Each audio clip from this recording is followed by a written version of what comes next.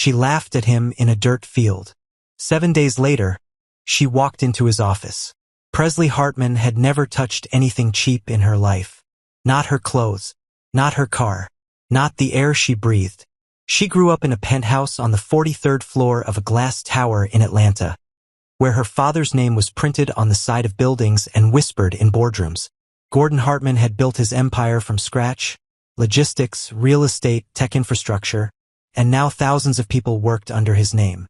He had more power than most men twice his age, and he had poured every ounce of that power into the world his daughter lived in.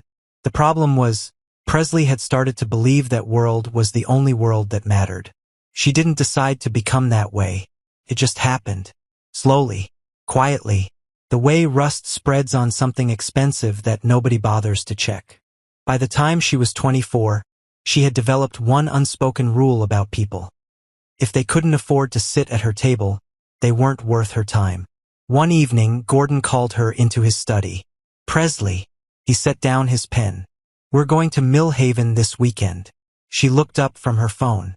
"Mill Haven, as in the town. Your cousin Beau's wedding. It's family." Her face tightened. "Dad, you know I don't do small towns. There's nothing there. No decent hotel.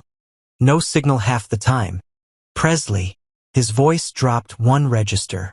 That register meant the conversation was over. "Life isn't just what's inside this building. Go pack." She went. Not happily, but she went.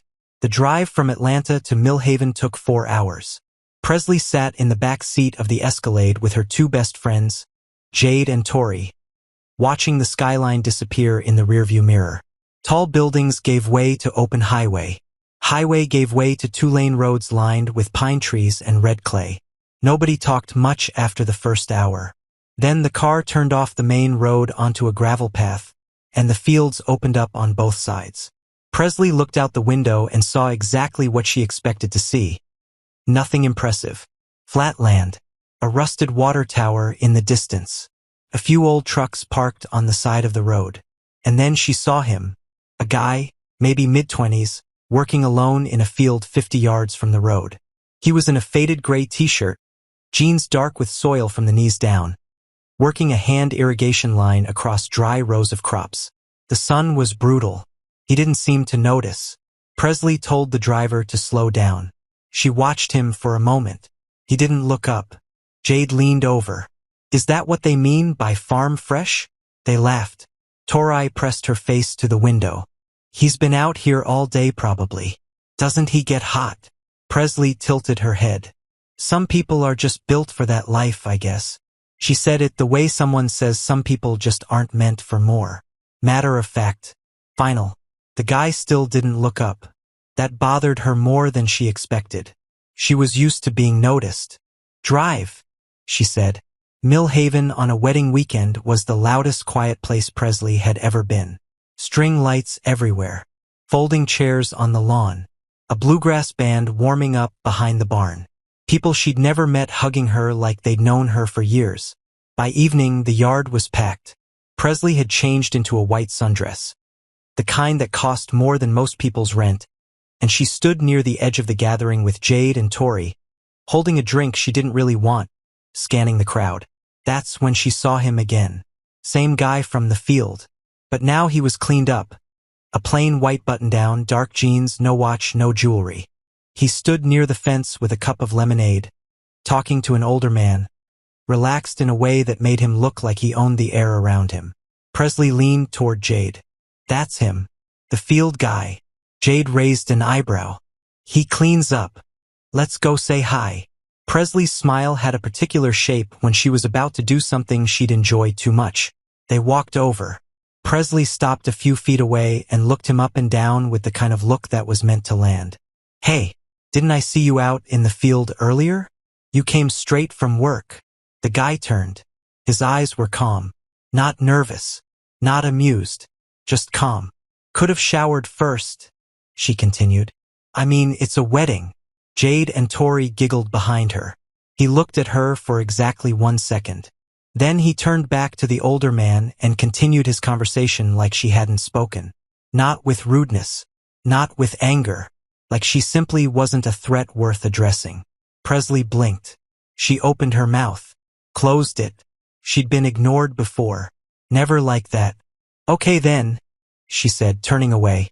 Weird people everywhere. But his silence followed her for the rest of the night. His name was Nolan Cruz. Presley didn't know that yet.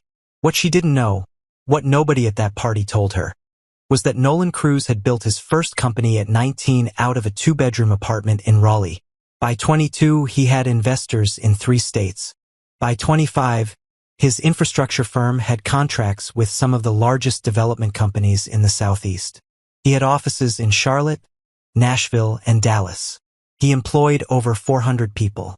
He still came back to Millhaven every summer. Still worked the land his grandfather left him. Still wore plain clothes because he'd never understood the point of wearing your net worth on your back. The field wasn't who he was stuck being. It was who he chose to be. Presley drove back to Atlanta the next morning laughing about the whole thing. Small town energy, she told Jade in the car. Those people live in a completely different world. She didn't know it yet, but her world and his were about to collide.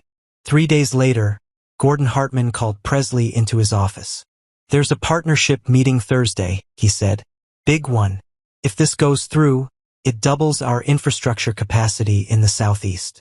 Presley straightened. Okay. And I want you to represent the company. You've been asking for more responsibility. He folded his hands. Here it is. She felt the weight of it land in her chest like something she'd been waiting for. I'll be ready. Make me proud, he said. And then, don't embarrass me. Thursday morning. The meeting was at a building downtown that Presley had driven past 100 times but never entered. 20 stories. Full glass exterior. The lobby had the kind of silence that money buys. She arrived early. Stood outside on the sidewalk for a moment, adjusting her jacket, going over her notes in her head. That's when she saw him, standing near the entrance, arms crossed, looking at his phone. Plain dark jacket. No tie. No driver waiting for him. Him. The field guy. Presley almost laughed. She walked toward him with her head tilted. Wait. Seriously? She stopped in front of him. You again. What are you doing here? He looked up from his phone. Same calm eyes. Did you move to Atlanta? She continued. Looking for work? Because I have to tell you, this firm you're standing outside of, it's a little out of your lane. A security guard near the door shifted his weight. Looked at the floor. Nolan said nothing. He just watched her speak. Maybe try the South Entrance, she said, smiling. They're always hiring for maintenance. He put his phone in his pocket. Walked past her, pulled open the front door, went inside.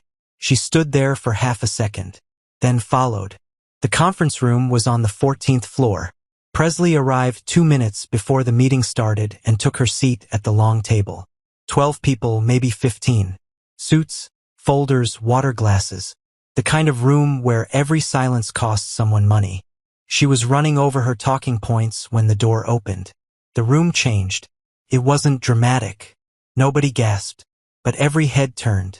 Every conversation stopped. The kind of stop that happens when someone with real authority walks into a space. Nolan Cruz walked in wearing the same dark jacket from outside. 2 people in matching company lanyards trailed him. He moved to the head of the table like the chair had always belonged to him. Because it had. He sat down, opened a folder, looked up at the room. His eyes landed on Presley. She felt the floor shift under her. Let's get started, he said. His voice was even, professional, completely unbothered by the fact that she was sitting 6 feet away. She couldn't breathe right. The man she'd mocked outside a field in Millhaven. The man she'd told to try the maintenance entrance 40 minutes ago. He was running this meeting. His firm, his building. She sat completely still while he spoke about market projections, partnership terms, and regional development timelines. Every sentence was sharp. Every number was exact. The room listened to him the way rooms listen to people who've earned it. Presley heard none of it. All she could hear was her own voice. They're always hiring for maintenance. When the meeting ended, she didn't move immediately. People filtered out. Hands were shaken. Someone laughed at something near the window. She stood, walked toward the door, stopped, turned around and walked toward his assistant instead. "Excuse me, I need 5 minutes with Mr. Cruz." The assistant checked a tablet. "He's booked the rest of the afternoon. I can schedule something for—" "Please," Presley said. The word came out quieter than she meant it to. The assistant looked at her for a moment, typed something, looked back. He said 2 minutes. Now. His office was on the top floor. She walked in. He was standing at the window with his back to her, looking out at the city. He didn't turn around right away. When he did, his face was neutral. No anger, no satisfaction, just that same impossible calm. "You wanted to say something," he said. She had rehearsed something in the elevator. She'd forgotten all of it. "I was wrong," she said. "About you. Both times." He waited. In Millhaven. And outside. This morning. She held his gaze even though every instinct told her to look away. "I said things that were cruel. And I said them because I assumed I knew exactly who you were just by looking at you. And I was completely wrong." The room was very quiet. "Why does it matter now?" he asked. It was the right question. The one she hadn't asked herself until he said it. "Because I've never had to apologize for something I actually meant," she said. "Usually when I'm wrong, nobody tells me. Nobody pushes back." She paused. "You didn't even flinch. Either time. And that, I don't know. That's when I knew I was the one with the problem." Nolan looked at her for a long moment.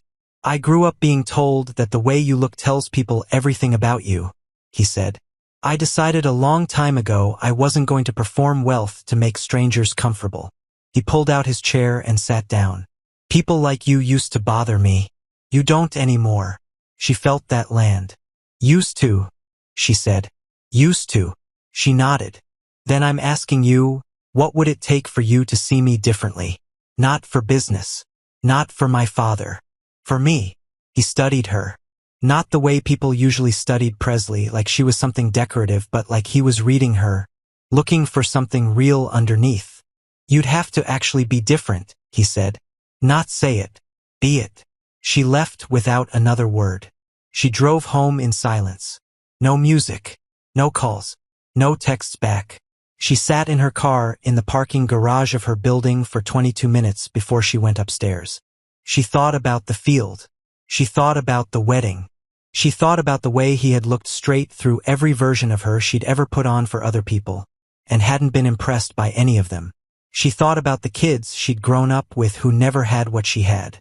She thought about what it would feel like to build something that mattered. By the time she went to bed, she had already made a decision.